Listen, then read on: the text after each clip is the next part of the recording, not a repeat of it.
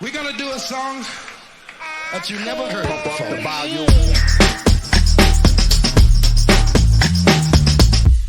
Here they gonna get wicked.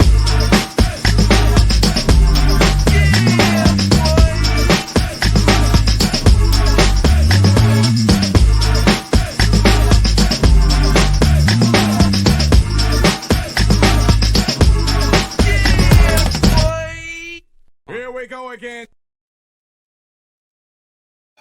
Ace Kennedy, my brother from another mother. What's up? So, man, y'all looking bundled up out there, though, bro. What that weather hitting for?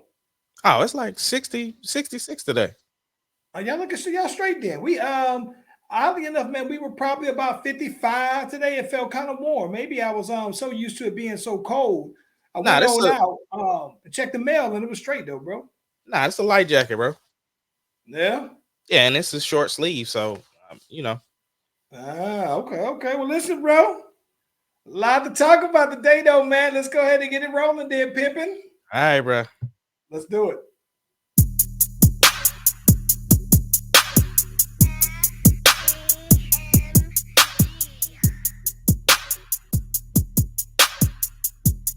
It doesn't matter what your name is. Brotherz podcast, the greatest podcast of all time. Brotherz podcast, the greatest podcast. If you smell,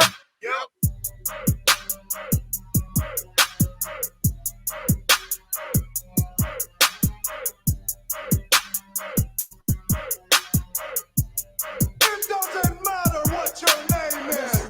Brotherz podcast, the greatest podcast of all time. The Brotherz podcast, the greatest podcast of all time.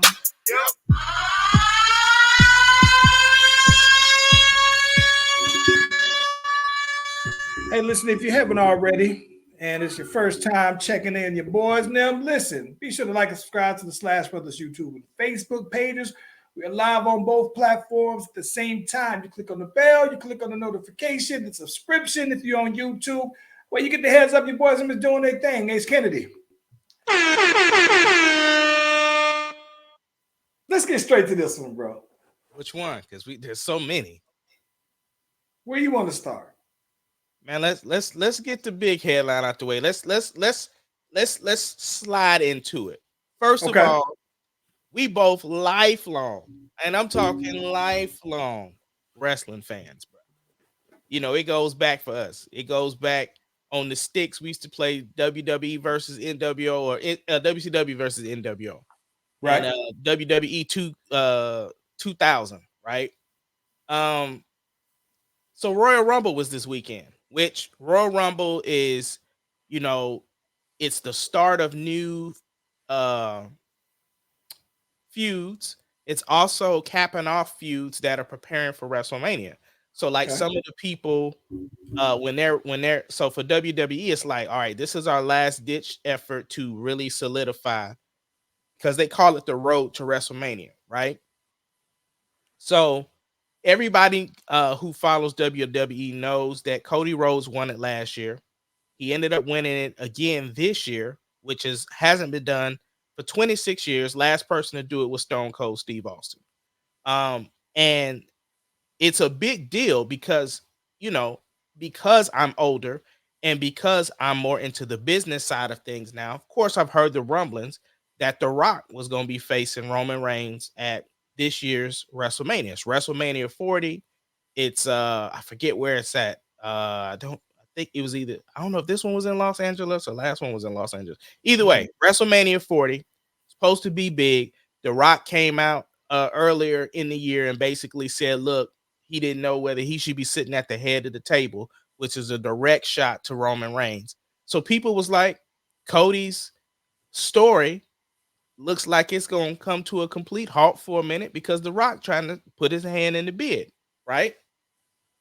So fast forward, like I said, the boy Cody Rhodes, he wins the WrestleMania, and he gets on the conference call or the post game interview afterwards, and he was like, "Look, I saw all the memes, I saw all the gifts, And I just want to say before we answer any questions, this is who I am. And he gave the rundown of who he was, what executive he used to be, where he came from, why people didn't like, Stardust, and why people didn't like Mustache Cody and Cody with no knee pads, like all of them Codys, right? And he said, no, I'm that dude now. WWE gonna strap that rocket to my back and I'm gonna take it to where it need to go. And whoop-de-whoop-de-whoop. They even asked him about the stuff we gonna get into, which is Vincent Kennedy McMahon. And he answered that like a professional. And that's what it is. WrestleMania. Well, let me stop you. Why is The Rock trying to steal this man's shine? He's not. So The Rock came out on back when, college football. He said, look, we actually had it pretty much in stone. It was going to be me versus Roman. I don't know if it was for WrestleMania 38 or for 39, but he said for some reason we couldn't lock it in. When they wanted me back, I couldn't train enough to be in the shape that I should be in. And so when you think The Rock, you think, oh, The Rock is in shape. There's a difference between being in shape and being in wrestling shape. And so Rock was like, look, it's just not going to work for me right now to be in wrestling shape in order to make it work. They couldn't get the details together. So it's not so much that he's trying to steal Cody shine, because that's one thing The Rock came out and said, like, look, I am not trying to derail none of WWE's plans, but at the same time, this was something that's supposed to happen. It's supposed to be that passing of the torch. You know what I'm saying? It's Roman's cousin. I mean, it's Rock's cousin. So it just makes sense that at some point they got to meet. And it would just make sense if you bring in The Rock back, that it would be for WrestleMania. I know people have their ups and downs about part-timers coming and headlining WrestleMania when you have this talent that's there from day in, day out, that's putting their line, their bodies on the line, this, that, and the other. And then the biggest stage of them all, you have a part-timer that comes in, like you said, and steals the shine. So that's been the conversations, but it looks like WWE was like, no, this is what it is. And I think originally Seth Rollins was supposed to face CM Punk. And so all of those plans had to change. CM Punk just got hurt at Royal Rumble. So this was his first match. Did he? Yes, sir. Torn tricep. He's out. He is out. CM Punk, this was his first match back after being gone from WWE for 10 years.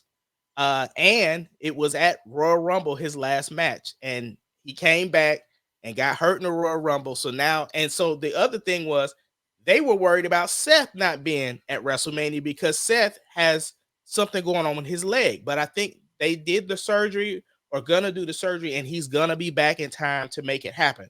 So it's a lot of things that are changing with the WWE as we speak when it comes to storylines. Seth cut this dope promo on Cody Rhodes. He was like, look, bro, everybody knows you out here trying to finish your story.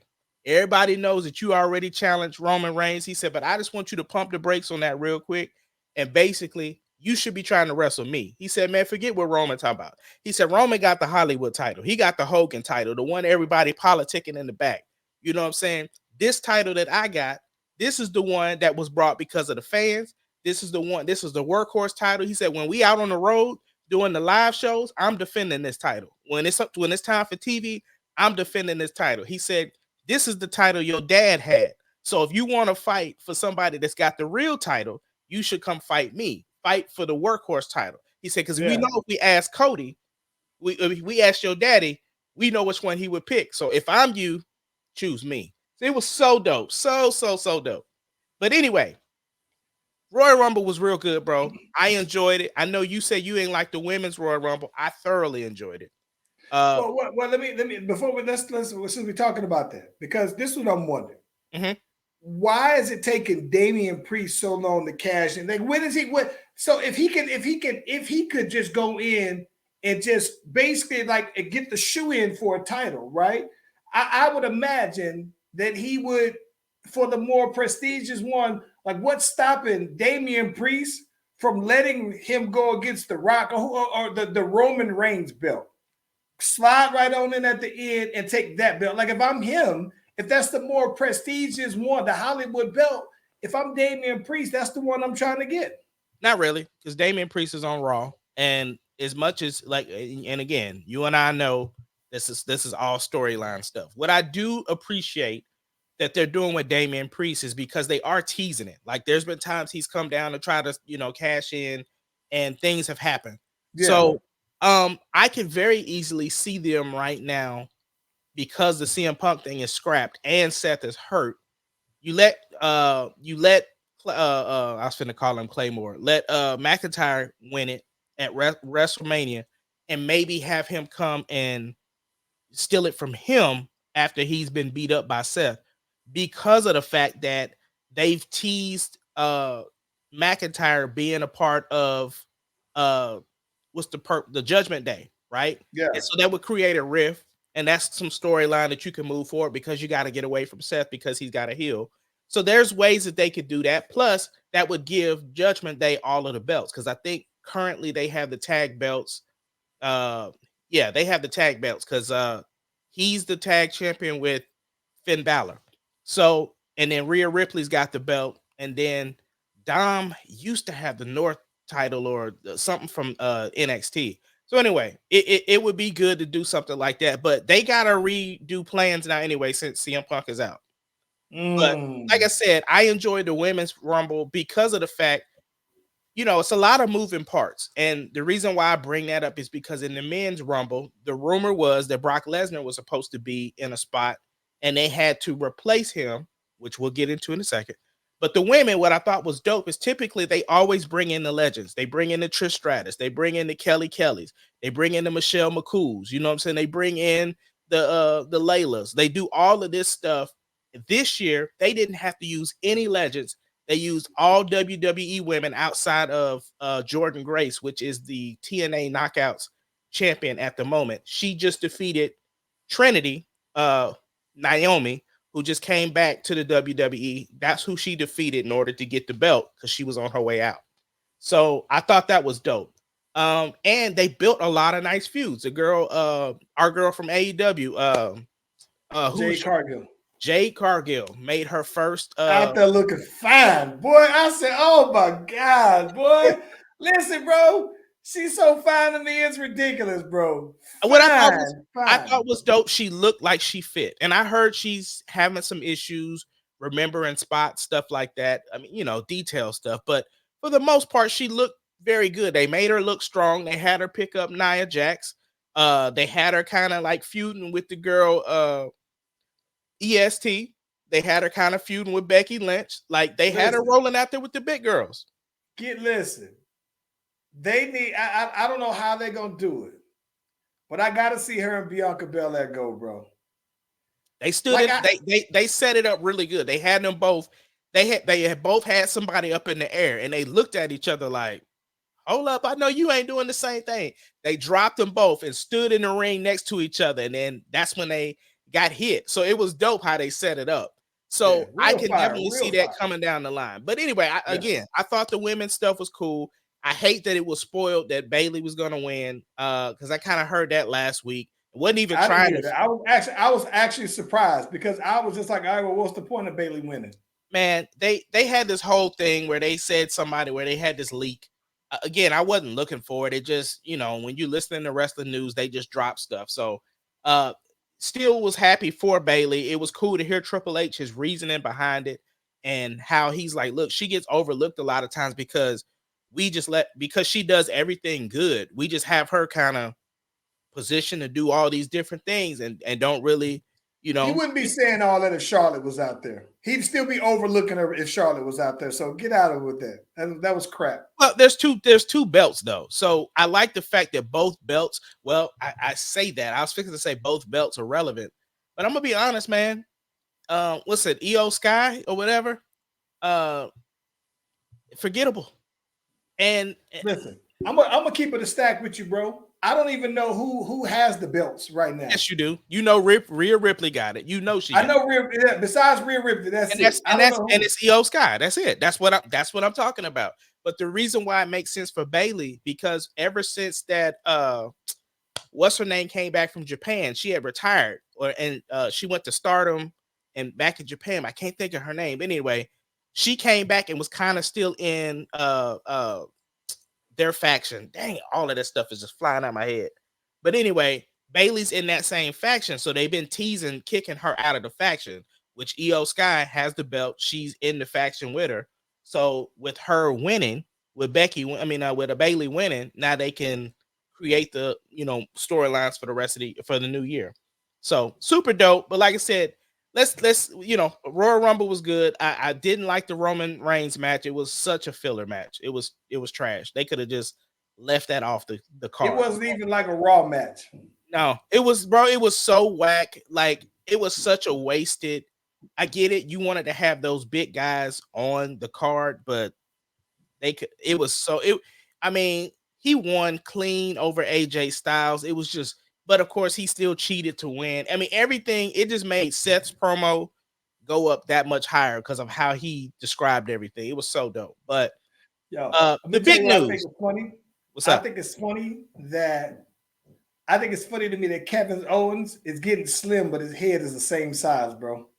Like his arm and his body, he looks like he's like, since I last was watching wrestling regularly, he looks like a solid 20 pounds lighter, right? He almost got that 50 Cent going where but he still got the like gut, 50 pounds and his head is the same size. Kevin Owens is the same way to me. Yeah, he still got the gut though. Yeah. But I figured by now he would have like just kind of, I wouldn't say like, you remember how Big Show kind of got cut? That's what I would expect for Kevin Owens. Not necessarily saying he gotta be slim, but just shape different. But he don't look as muscular. I like Kevin Owens, bro. Kevin Owens is like me watching me wrestle. So I love seeing Kevin Owens out there. So it's funny. Part of that is the same with me with Randy Orton. Yeah, bro. Randy Orton he's very easy my favorite wrestler, bro, right now. Listen, bro. Randy's so cut, bro. Randy huge, bro. He is huge. Yeah. I always thought that at my heaviest that I would have wanted to be about Randy Orton's size, though, bro. But now I just don't know. I guess for him, carrying that as regular weight is straight. You know what I'm saying? But golly, though, boy. I mean, Randy ain't no spring chicken out there, though, man. So I'm just sitting there thinking, like, bro, to be carrying that kind of muscle this early on, like maybe it's a regular, maybe that's his regular weight now for him, though. It is his regular weight now. It's almost like I would love to see him and Montez Ford have a program together. Oh man, listen, I'm gonna be honest. So Landon asked me, who did I think? Now, mind you, this is without me knowing all the backstories and everything like that. Who's gonna win? He said, who you want to see win? Who you rooting for? I said, well, if Randy Orton's in it, I'm gonna root for Randy Orton. But I told him, I said, I wouldn't mind the boy Montez. I said, I think it's about time for Montez to break off from his partner, though, bro. Well, it's funny you say that because he's been dropping some jewels in podcasts and stuff like that. And, they don't have the Total Divas show anymore, but they have Love in WWE, which is, Bianca Belair and Montez Ford that starts on February the 2nd. And so with that, I think he's going to be talking about his journey. You're going to see the conversation between him and his partner and because he's watching his wife, who's been at the top, the pinnacle, who's headline WrestleMania and stuff like that. He's going to be dealing with that in there too. So I do think he's got a solo run coming. He just basically said, look, bro, as soon as they give me the green light, I'm putting up numbers. That's it. That's just what it is. So, but you mentioned somebody, he got a lot of miles on him. And we talked about the boy CM Punk. This is his second tricep tear. He tore it in AEW. He had a foot injury in AEW. And it's like every time they put that rocket on his back, his body is breaking down, bro. What should the boy CM Punk do, bro? He's old, bro. Like, he's old. And that's the thing about it. I think, listen, I'm going to be honest with you. I think that, and I don't have any scientific proof about this, but I think it has to be something to be said about when you're a part-timer, though, bro. Your body isn't going through the rigors of it every single day that a day-to-day wrestler who wouldn't sustain those same. Like I said, it could vary. Like I am not a doctor, bro. So I'm not going to even pretend to be one on the podcast. I just think that it has to be. You can't tell me that it's nothing, that he hasn't been a full-time wrestler and then he comes back and he has these kind of injuries that he didn't have previously when he was full-time. Granted, he's older though. too. He is full time though. He's been full time at AEW. Like he but this is what I think about it. He came back to AEW 2 years ago. And when he came back to AEW, he had the injury there. He hasn't been full time for very long. That's what I'm saying. And not just that, though. AEW gave him a much lighter schedule, though. So he was wrestling. He was wrestling once a week. The thing with WWE, they wrestle 4 or 5 times. But even still, though, right? The older guys, they don't do a lot of the live shows. I think that it ain't. I refuse to believe that it's just. I can't dismiss the age and the inactivity. No. I think it's age and all of the activity he sustained before, like the mileage he already put on his body. Like you got that mileage, then you went to the UFC. I can see that. That's what I'm attributing it to. You know what I'm saying? Yeah, but I can see that, because I mean, listen, even just me being just active now, though, bro. Listen, I can tell, man, that I know for sure for me that there are some things like, you think, bro, I can't do certain things like I used to. My knees hurt after I hoop. I got to ice them down. There's a lot of stuff that I can't do like that no more, though, man. So I get it. But to say I'm gonna go out there and be wrestling somebody and try to pick up somebody who's 240, 250 pounds, like, nah, bro. Well, I will say, bro, he opened up Raw, giving his address, like basically telling everybody, look, WrestleMania 40 ain't for me. I got to come back next year. Whoop de whoop de whoop. Dope promo. It definitely showed why WWE was like, nah, he's still that dude, right? He got, like, his mic skills is just unmatched. He got to buffing up though, bro. He was out there looking all regular. Dad, but I think he got to look. He got to. If he's gonna be doing that though, bro, he got to put on. He got to do that Randy Orton, bro. Come back with more muscle, man. See, we definitely be watching different stuff, bro. Because CM Punk did look pretty cut up. He just didn't have no abs, bro. Yeah, this. Let me tell you, this is crazy. I low-key got a problem with wrestlers with no abs, bro. Like, listen, I'm so old school that abs was a requirement. Like, you can't come out there with your shirt off with no abs, bro. Because because this is my thing about it. It's part of the extraordinary feat of being a wrestler, right? Is that no, these people are our age, but they have these incredible athletic looking bodies. And if you out here with no six-pack, bro, you ain't got the abs out here, then yeah, you got a whole everyday dad body, bro. And I that looks weird to my eye, though. I'm so old school that you can't be out here with no abs, bro. Bro, you are old school about a lot of stuff. You will not change for nothing, bro. Like, you know what it is, though, bro? I think that I find that I am changing things, but there are certain things that where my eyes just can't unsee things. It's hard for my eye to. It's one thing when you're living in times and you're making adjustments, right? Yeah. But it's another thing. Like I know what my eyes are seeing, bro, and my eyes just tell me that in the tradition that isn't right. That doesn't look right to me. So with your old school mentality, are you going to be able to let Vincent Kennedy McMahon go?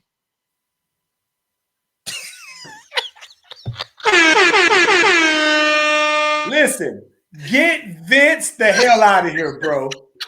Get Vince the hell out of here. Oh, my God. Bro. All right. So we've been beating around the bush. Let's get into this.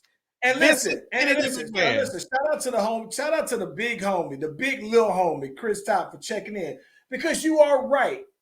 All of the old school wrestlers didn't have great bodies, but the ones that I like did. So let me tell you, I'm going to tell you why. Let me give you a perfect example, right? Uh-huh. So I like Rick Rude. I like Paul Orndorff. I like Don Morocco. I like Bruno Sammartino. All the rest, I like Ric Flair. A young Ric Flair had abs. A young Great Muta, Sting, had abs. I like Sid Vicious. Sid Vicious had abs, though, bro. I wasn't as big of a Big Van Vader fan or Bam Bam Bigelow fan. I like all of the wrestlers that had abs.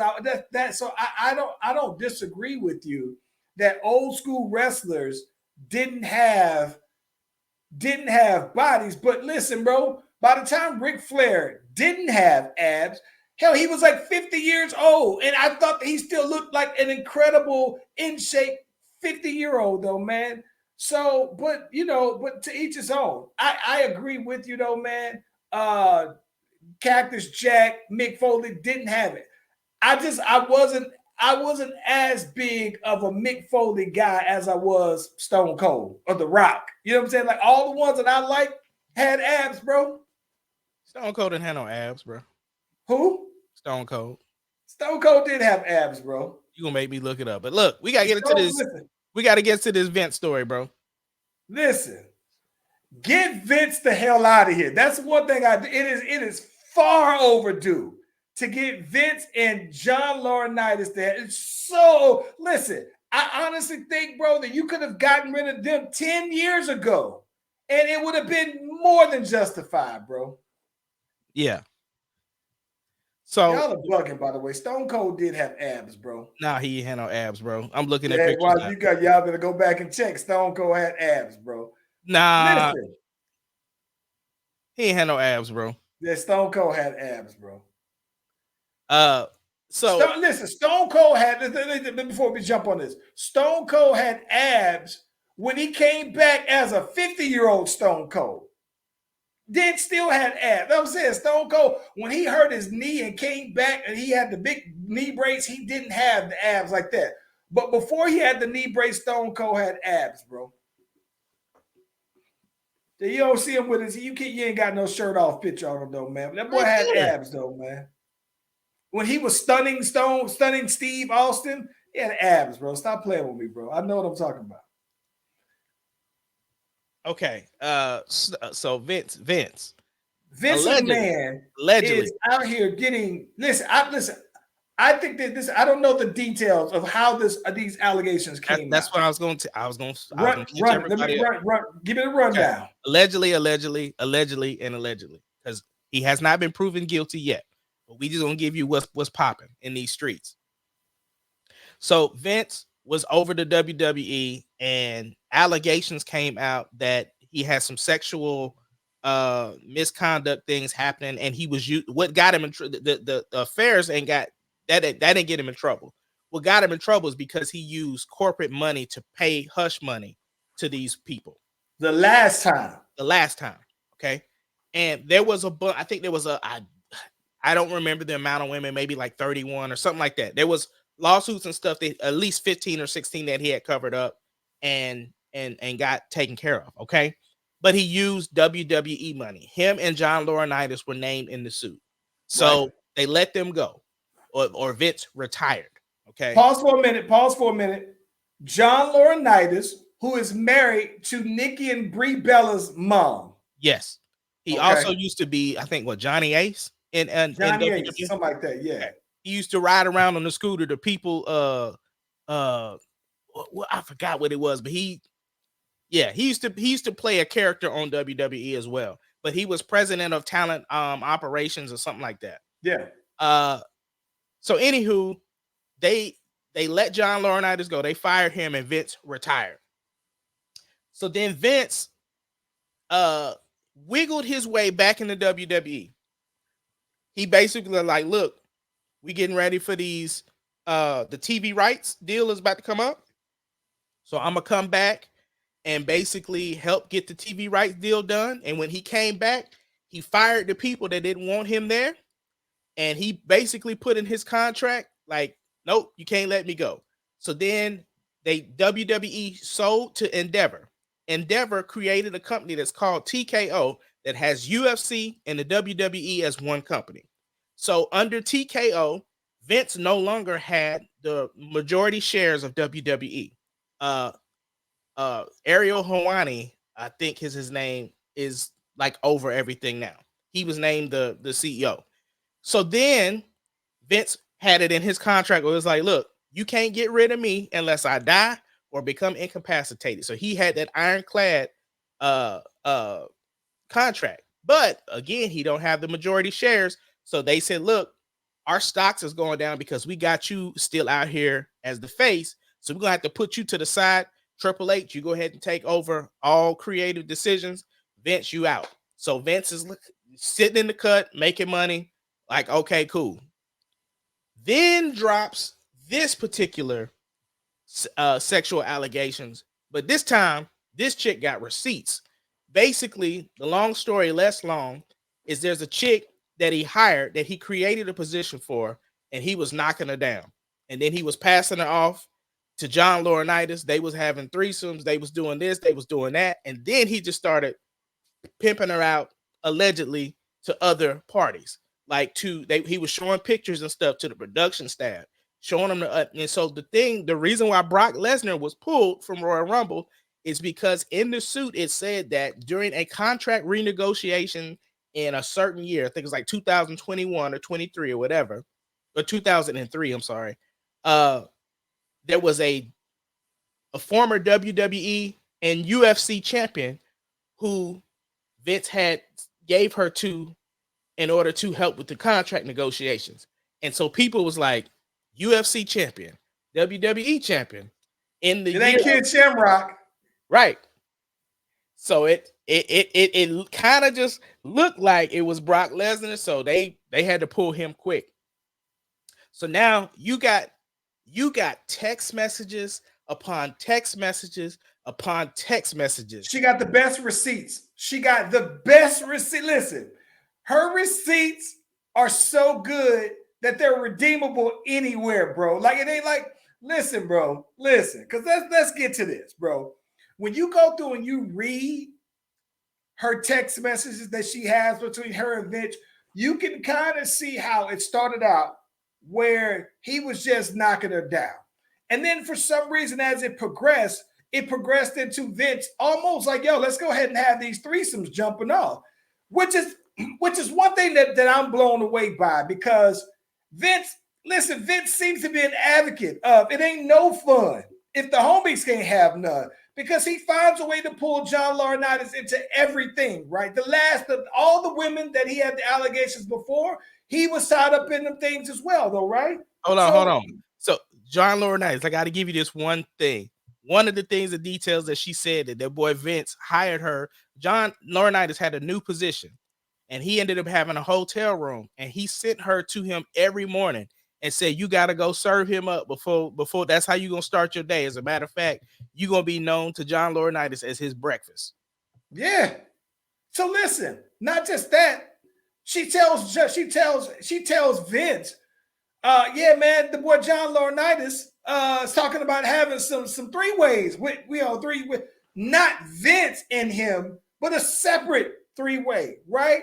And Vince was like, yeah, John just be wild like that. You know what I'm saying? But you gotta look out to him like that, though, right?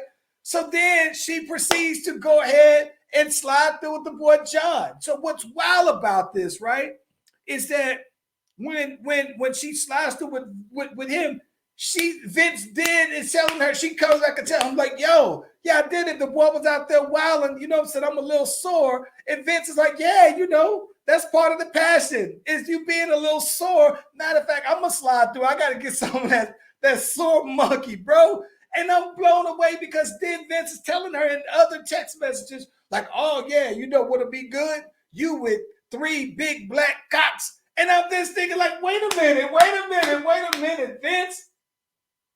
3, I can only think of 3. Listen, 3, 4, 5 black wrestlers, right? I'm thinking of New Day, which this is kind of crazy because listen, I'm thinking New Day because Xavier Woods already has a tape out there with the other referee and with Paige, right? They have a tape that's out there, right?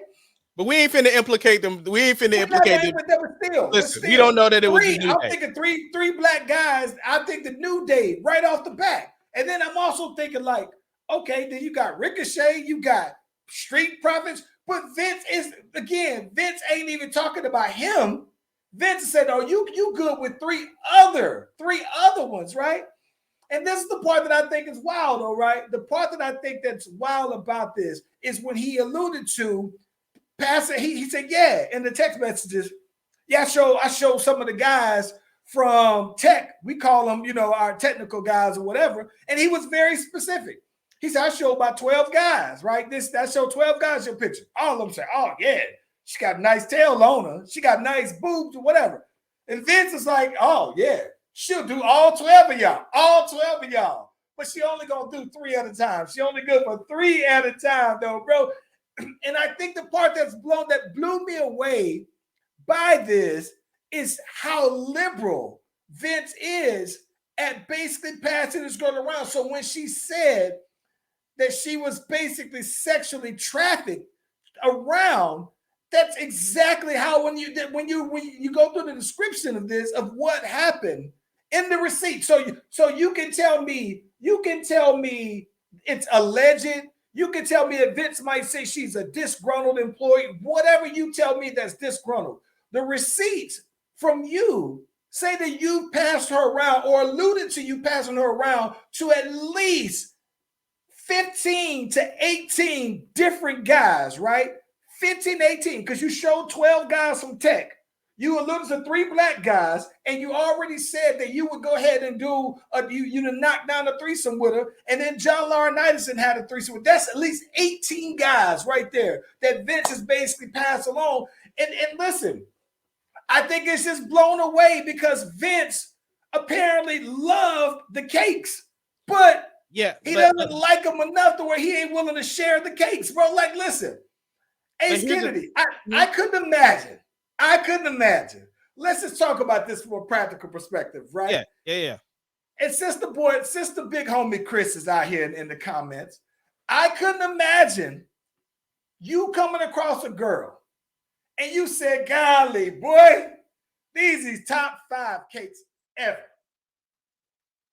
My dude Charlie got to get up on this one. I got to put my boy Charlie up. Not just that. Let me call my boy Chris Top up. They so good, I can't even keep them to myself. I got to pack, and that's the part I'm blown away by. So when I look at Vince, what makes him to me seem to be such a predator is because the history, for one, of the other 30 girls, right? But at the same time, what makes Vince look like a predator is the fact that he feels so like empowered by his position to where this is regular. When she said that, oh, I'm still a little sore, you know what I'm saying? The Vince like, oh yeah, that is what it is. That comes with the game. That's the cakes I want. And then wait a minute, hold up. She says Brock comes through and says, oh, if I get them cakes, it ain't gonna be no good for y'all after I get these cakes, because I'm gonna tear it down. And Vince was so thrilled that all the homies is pounding out this girl. So I'm just like, bro, I know that I've heard the phrase, it ain't no fun if the homies can't have none. Never in my life have I seen somebody make that more apparent than Vince. Now listen, I did not watch, or I didn't read all the text messages, but I know she said that she told them that she was done. And Vince was like, nah. Vince like, nah, absolutely ain't no being done. Vince like, I got a few more threesomes and a few more partners that I need to go ahead and pass these cakes to. So that's what makes it look weird, because she asked out of it. Because here's the thing. Let's just keep it real. We just talking, right? If all of this stuff was going on and it was consensual. Okay, so let's talk about that, because I don't want to victim shame. Right. But I was talking to the research department about this last night, and she was like, listen, a lot of this seems like she was very complicit in this whole thing, because she basically was saying, like, I understand that was her job, and maybe she felt like the job was part of that she felt like that she had to keep doing that to keep her job. Yeah, 100%. Right. I get that completely. At some point, I think that when she was trying to be done with this whole thing, she actually had an NDA where she was paid out like $3 million or something like that, though, right? No, the NDA came because Linda found out about it. Linda McMahon found out about it. She fired her, and they signed the NDA. But hold up. Vince still was smashing after the NDA. Vince was still smashing after the NDA. Vince said, no, bro, it ain't over. It ain't over. Listen, bro. So that's what I'm saying, though, man. You think about that. Vince, it's not even so much bro, I don't even think that it's about the sex for Vince. It's so much as the control. It's the authority, right? They always talk about that on the we're the authority. And Vince took the authority in literal, real life, not as a job, not as a work, not as a character. He was like, no, this is the authority, though, bro. And that's what I think is crazy to me about it. So, yes, I believe not just you can tell me whatever you want to tell me about her being disgruntled. You can say, oh, she thought she was eligible for a pay increase and didn't get it, or she thought that she was in love with Vince and he wouldn't leave her, his wife, whatever you want to tell me, right? That's all perfectly fine. What I am saying, though, bro, is that when you tell me that Vince has just passed this woman around graciously to all of his partners, right? Then it also makes you think of like, oh, dang, you know, if Vince been applying to all these threesomes, like, who's all involved with these? Like, who else? You know what I'm saying? Like, if John Laurinaitis pounded it out and John Laurinaitis had a three-way with her, it wasn't with, he had one with Vince, but who was the other, the separate one? Who he recruiting? Well, it's funny that you say that. It's funny that you say that because, wait a minute, there's more. The girl Ronda Rousey gets on X and she said, listen, since y'all boys is looking into Vince, y'all need to look into Bruce Pritchard because that's his boy. When Vince was retired, he was sending all his stuff through Bruce Pritchard. So that's his avatar. That's his dude. Y'all need to look at Bruce Pritchard. Wouldn't surprise me. Would not listen. You can't tell me. You can't not listen. I'm going to tell you my theory of the people that were involved. And I don't know the names. I'm just going to tell you the kind of people that I think would be involved. I think that it would be a John Laurinaitis and Bruce Pritchard, the people who are the more executives. They had to have known that Vince was going on. And I'm not going to say just enabled it. Enabling it is separate because you have other enablers who I think that they just look at Vince like the creepy old man. So those were the people who knew about it, who just was riding. But those were the people, the John Laurinaitis, the Bruce Pritchards, those are the people who was going. What doesn't surprise me if all three of them smash this girl at the same time, right? But again, we can't implicate Bruce. You can't implicate it. This is just my theory, right? Okay. My theory on this one. I don't want to get us. Right. Well, listen, you can't. Vince McMahon can't get us canceled, bro. Like, come on, man, get out my face. But here's the thing.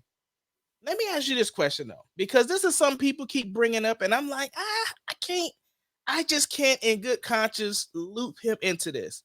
People are thinking that Triple H had to know. Hey, listen. You would be hard pressed to convince me that Triple H didn't know. And listen, I think that he may have knew from a distance. He may have thought something was going on. He knows Vince's behavior. Let me tell you how I know. Okay. Let me tell you how I know. There was this wrestler. I can't remember his name. I think it may have been Boy George. It was one of these old wrestlers, right? Old wrestlers. And they said that he was gay, but he was back in the day. It was like not even so much DL. They just didn't bring it up. But he would always be trying to holler at different wrestlers, right? Especially the young wrestlers. And everybody knew that even when he got to like an executive position, when he was just a behind the scenes guy, he would always be trying to make passes at the other guys. And everybody knew it, right? But he never was fired. He never did any of that other stuff though, bro. And everybody knew it. It was just culturally one of those things about him that people knew. And I think that culturally, this is what everybody know to be true. I don't, because if you can't tell me that Triple H heard this and was like, he knew, bro. Triple H knew. And I feel bad because I like Triple H though, bro. And Triple H is my guy though, bro. But he had to have known. Listen, Ace Kennedy, I'm gonna keep it 1,000. I'm gonna keep it 1,000 with you. I consult with you. I look for your word, your advisement, almost on most things, though, bro, because I trust your word. I trust that you would want to give me sound advice. I trust your feedback, though, bro. So if I'm out here doing something though, bro, if I'm out here wilding out, it's safe to say Ace probably knew about it though, bro. Right, but the difference between that us and them, right? That's his father-in-law, bro. Vince. Listen, I'm just saying. That. Vince was known to be one of the most headstrong individuals ever, right? And I'm sure he had people that had to set things up. Like, and that's the thing. The company is TKO has already said we is about to clean house. We getting rid of anybody that had any. Get them out of there, bro. Get them all out there. And listen, and I feel bad in saying this, but if they find that Triple H was at all complicit or enabled, Triple H got to get out of there too, though, bro. Stephanie McMahon, how do you look if you Stephanie McMahon and you talk about a women's evolution and you see him got your dad out here being a predator in the company? Yeah, but how would she know, bro? You know, parents do stuff and their kids don't. She would know the same way Triple H would know. Yeah, I can't agree with that only because Stephanie was not in the day-to-day operations like Triple H was. She wasn't.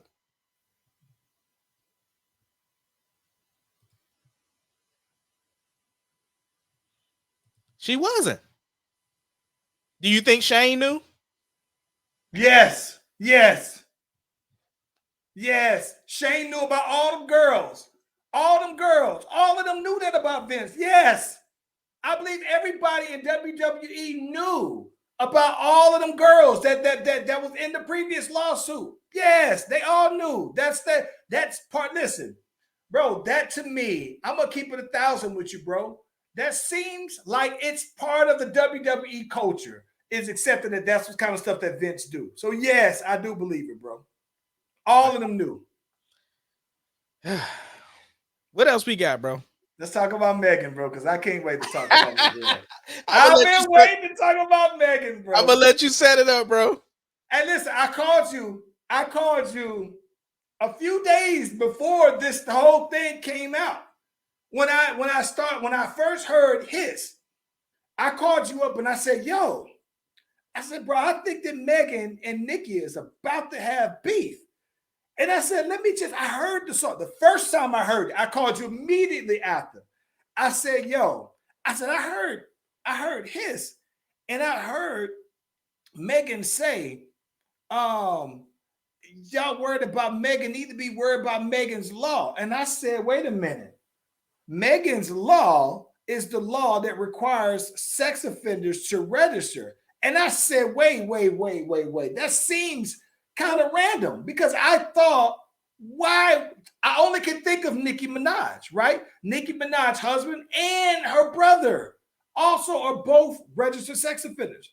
And Nicki has gone out of her way to defend her husband in that regard about their age and everything like that, whatever. But at the same time, though, man, I was just like, why would Megan randomly be saying that? Like, that just seems like such a random blow. And even if it was a sub and not meant for Nicki, I knew that she had to have thought that all the way through, that it would imply Nicki, right? And then sure enough, by the end of that day, Nicki started talking.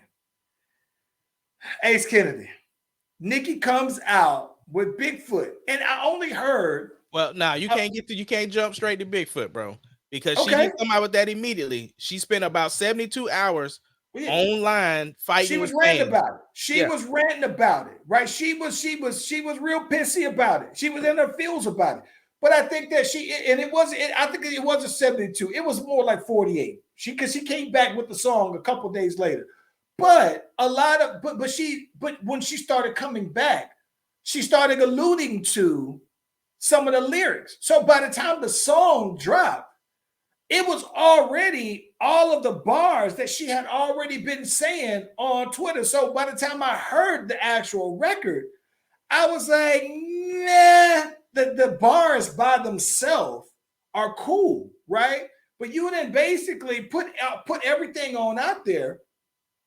And I'm just like, wait a minute, bro. Like, all right, what was up? But Ace, my mind was going on this. My mind is going because I've made it very clear. I think that Nicki Minaj is the GOAT, right? And I think that she got to be somewhere in the top top 50, wherever you want to put her all-time rappers, period, right? Of any, doesn't matter, male or female. She's dead. Right. But bruh, I never in my life would have imagined. I knew that I thought she took the L to Cardi in the beef. And when I say took the L, I'm only saying that from the standpoint of I thought that in the end, Cardi made off as a bigger artist after the beef, right? It's like she didn't have to come out and I don't think they ever really said each other's names in records, right? But I thought that even with that being said, I thought that Cardi's platform and her name became bigger. And ever since then, it feels like Nicki has been on the descent. And when this happened, though, bro, I thought that it was a repeat of the same thing where I'm watching this and I look at Nicki like she's an MC first that makes records. And I guess I would have thought it would have been something more, right? But when I saw Nicki just kept talking about it, and then I think that when you know you're losing it, when you're on that level, is when you start to either talk about money, oh, I still make more money than you, or when you put out your achievements, your records, you try to compare your achievements and records, and, or you start talking legal you stuff. may have said that might be true, but for this subject in hand, like that's irrelevant. That it's irrelevant to me that you're the all-time highest selling female rapper when someone just came and pissed on your front yard, and this was your response. And what made it worse is that even after you dropped it, you still was reaching, bro. You still was trying to make it go. Well, the other thing too is you talked at the end of the record. Yes. You talked in the end of the record and you like, and there's another one dropping. You got 24 hours to apologize, or I'm dropping the next installment. So I'm waiting to see that.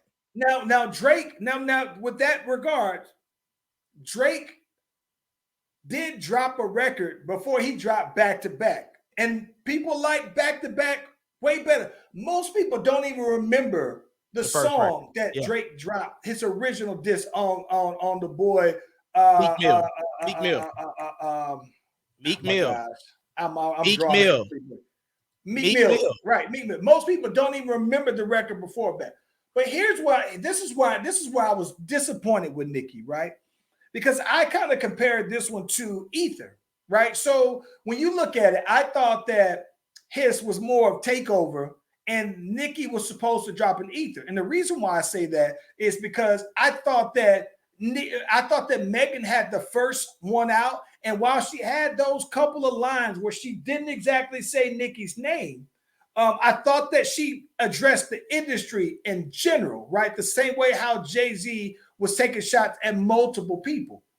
So I think that when you know that you've been dissed, right? When you know it, you're supposed to come back with an Ether because now your song is dedicated. It's a dedicated diss, right? So you to me are supposed to come with something that's hard. And I thought that Nicki's bars were hard. I didn't particularly care for the beat, right? But I was like, all right, straight. And I didn't particularly care for the structure of the song, like the cadence. It was just like, I just thought that she would have like, you know how Remy Ma dropped Sheetha, and it was one of the ones that had everybody talking. Like, I think this got everybody talking, but for the wrong reasons, though, bro. I will say I did appreciate the fact that she did at least drop some bars, though. Oh yeah, I appreciate the bars that she did drop. I think were dope, but it's just one of those things where it's like, all right, you drop some hot bars.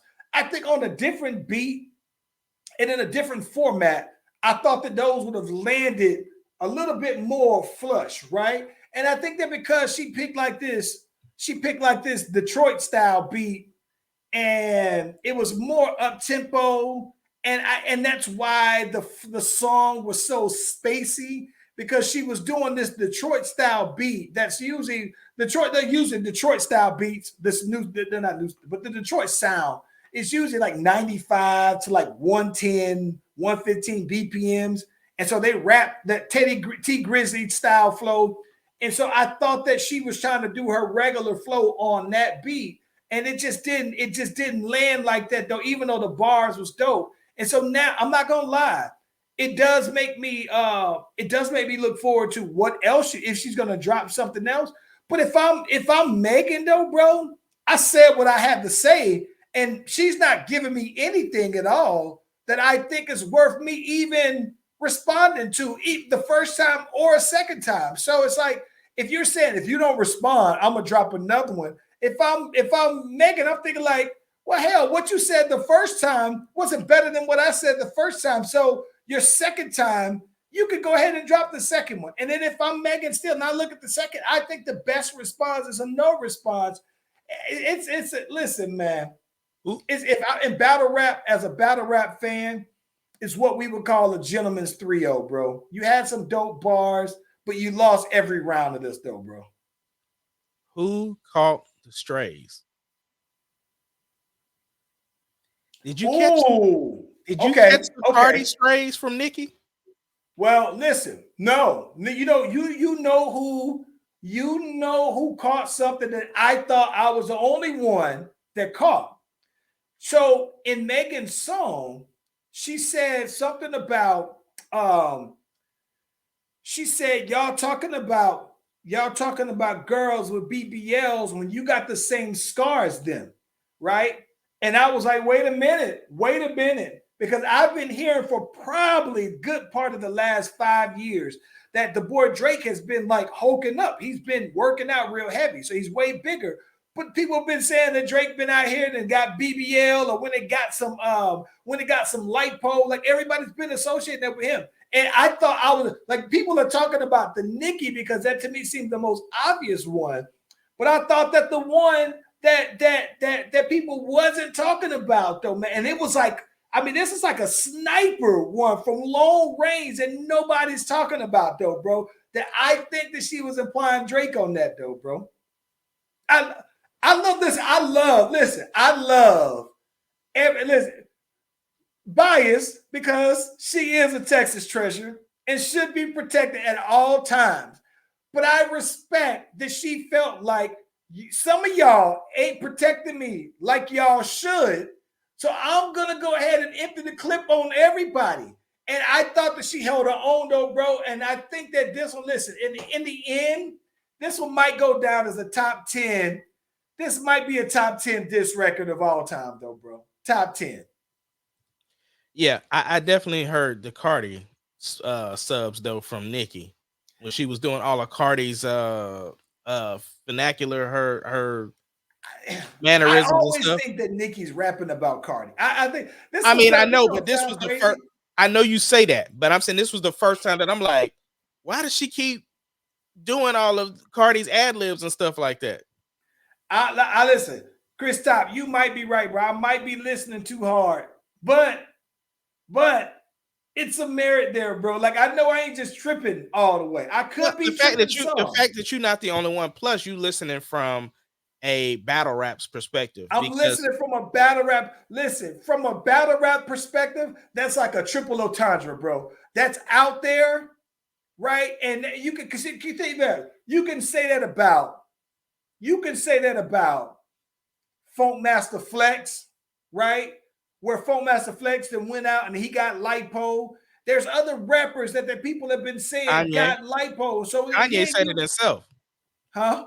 Kanye said it himself that he got it. Kanye then when it got it. So it's like, bro, like, yeah. So I thought, bro, that's like that ain't nothing, bro. Like I think that she might not be talking about Drake. But she's talking about somebody, and I don't think that people that line is going, not to say that I got the ultimate ear, but I think that line is going over a lot of people's head though, bro.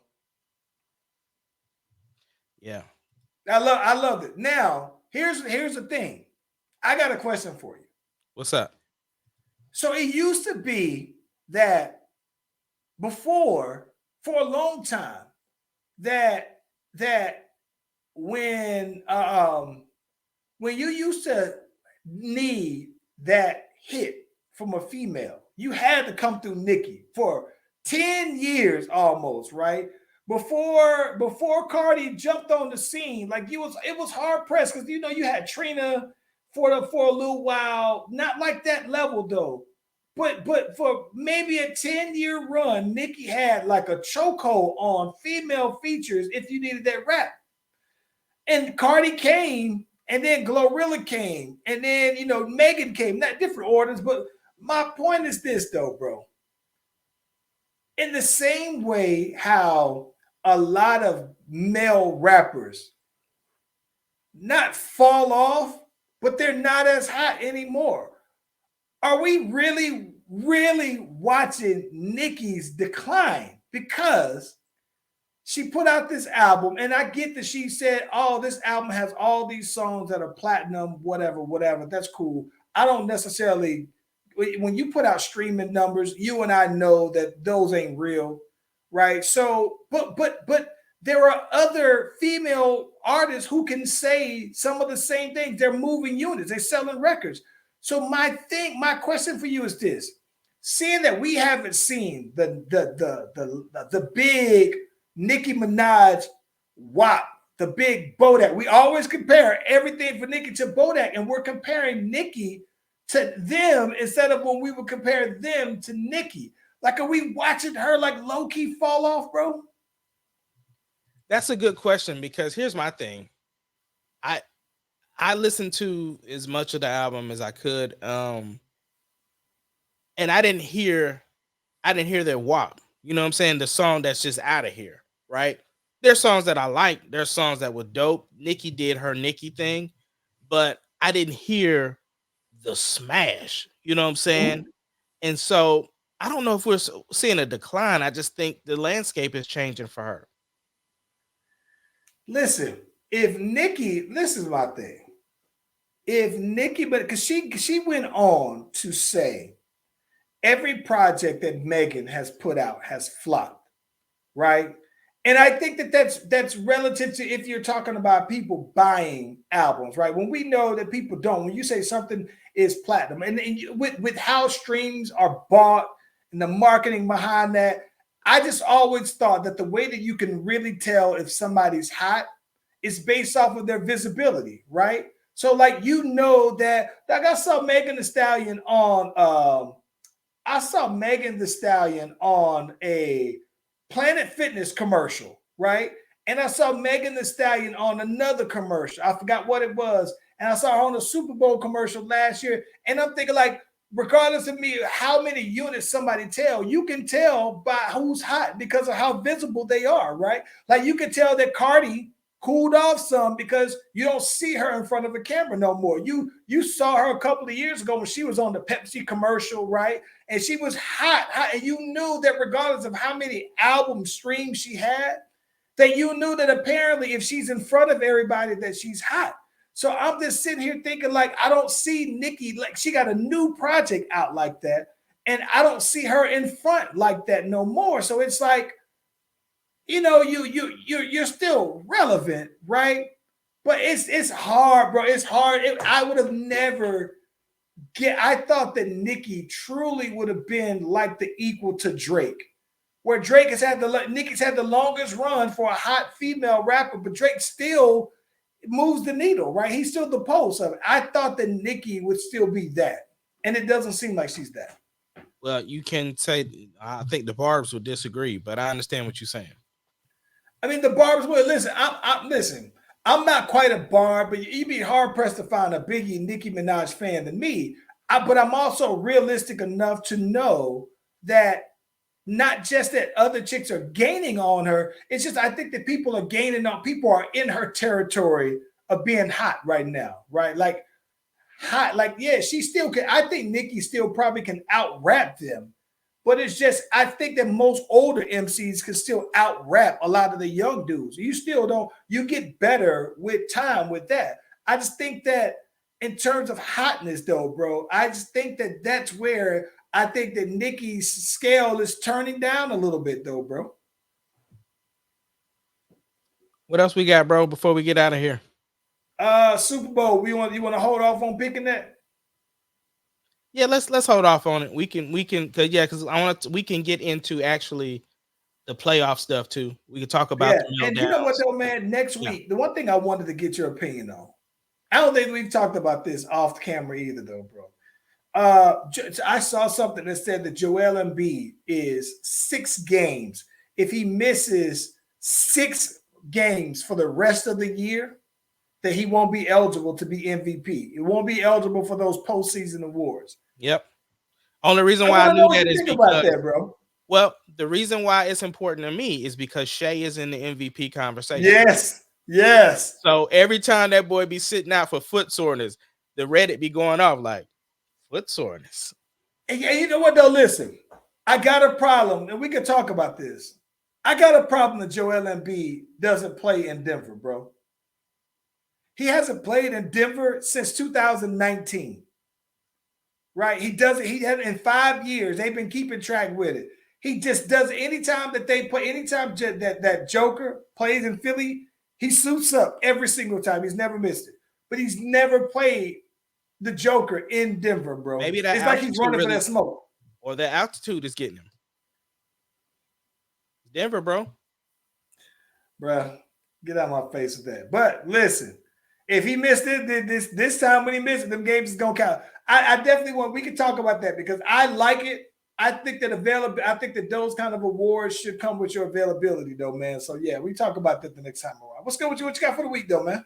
Man, Sarah still got stuff going on, so just taking care of the household, and that's about it, bro. Just taking care of the household this week, and then listen. This week I'm mixing, and listen. So this was funny. I had an incredible. So let me just before we get off, the new digs, right? Coming live from the new digs. You got the air horn. All right. So what was pretty cool about it is that I finally got the sound right that I wanted to go for. Had a cool session, had the homeboy PPR come through. And the one thing that's real cool is that this will be his, as long as me and him have been rapping, this is the first time he's did a solo project. He's been in groups forever. He's written songs, but this is the first one. And I think that the one thing that's pretty cool is that he's still trying to find the sound, right, of the album, though, man. So he got a couple of songs that we were doing, man, that he was that he's doing a lot of singing on, right? And so it's funny though, man, because I've been tapping into some different tools and everything. So this week, I think that I'm probably gonna be doing a lot of mixing. I think that I'm hoping to do just a lot of fine tuning because I'm still trying to find that one. If I can get this right, I think this might set the tone for his whole project, though, man. So we came through and knocked out about 5 solid songs, oh man. But it was cool. Had him, had the Fresh Shake Boss, had the boy Ben pull up, and Ben's talking about he want to go ahead and do a project as well. And it's real cool, though, man. One of the things I was really going for with the new spot is I wanted when people come through that it had that big studio feel to it, though, man. And so I think that it was real cool that we had our whole session in here and we were just vibing. I'm in the basement, so I had my bar on over here, had some drinks. Felt real official though, man. I was like, yeah. So it was dope, man. It was real dope. So I'm gonna be back on that mixing real heavily this week though, man, and trying to tighten him on up though, bro. Yeah, man. Well, look, we appreciate y'all rocking with us. We are the Slash Brothers. Join us every Tuesday at 6 o'clock Central Standard Time. We love y'all and we out.